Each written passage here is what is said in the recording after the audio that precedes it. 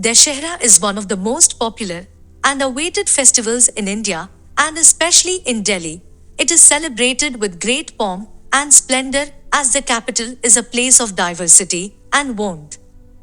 Delhi holds a lot of significance for Dashera as the city welcomes the festival with lights and colors everywhere, and being one of the historical towns, it does live up to everyone's expectations and follows all the rituals and traditions. Ravan Dehin Dashera is a festival that commemorates the victory of Lord Rama with his brother Lakshmana over King Ravana in an intense battle.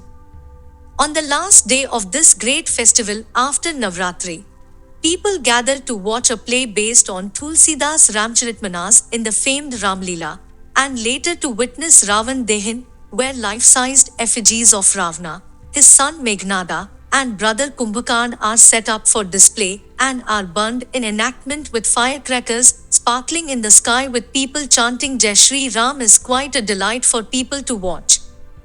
Watching the towering figures of Ravana, Meghnad, and Kumbhakarn burned to the ground has always been a mesmerizing affair. But where did it all start? The Chitrakoot ground in Varanasi, far from the Ganga and the Ghats where the believers seek salvation, is where the earliest known Ramlila is believed to have started 477 years ago.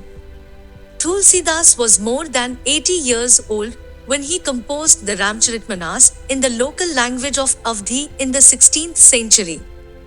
According to one legend, Tulsidas was lost in thought on the steps of the Assi Ghat in Varanasi when he had a vision of Ram, Sita, and Lakshman pass by in a tableau.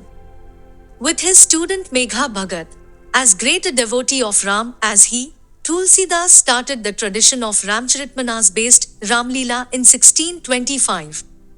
Varanasi became the birthplace of the initiatives that evolved into the modern Ramlila. According to Norvin Hay, a professor of divinity and religious studies specializing in Indology, Ramlila was in vogue before 1625, at least in North India between 1200 and 1500 CE, but these were based on Valmiki's Ramayana. According to Richard Skechner, the contemporary Ramlila has deeper roots, as it incorporates both the teachings of ancient Sanskrit texts and modern theatre techniques. According to John Brockington, a professor of Sanskrit specializing in Indian epics, Ramlila is likely an ancient tradition of India because it is generally accepted by scholars that written manuscripts emerged later in Indian religions, and ancient texts were largely a product of oral tradition. Thus, not only Ramlila, but all ancient epics of India must very likely have been recited and transmitted by bards and students in a Ramlila-like manner, verbally from one generation to another, and consistently preserved across a wide geographic region by rules of acting by many teens.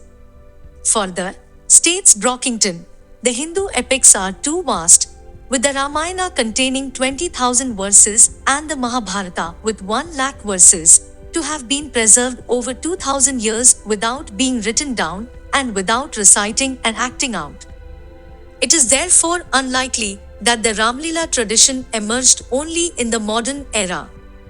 Some colonial-era Indologists suggested, adds Brockington, that the Ramayana is a modern-era text, but this hypothesis has since been abandoned because the existence of the Hindu Ramayana has been attested in Jainism literature, Ramayana reliefs in cave temples such as Ellora caves, and Southeast Asian temple carvings and culture by the first millennium CE. According to Norvin Hay, the contemporary Ramlila started once the Manas text of Tulsidas had been composed in the 16th century. However, states Hay, a dance drama form of Ramayana enactment flourished, at least in the Mathura region much earlier, possibly around the early centuries of the Common Era by the Vaishnavism tradition of Hinduism. He traces the evidence for this in the Kathakali, Yakshagana, Kathak, and other Indian classical dances which share segments, themes, and styles with Ramlila.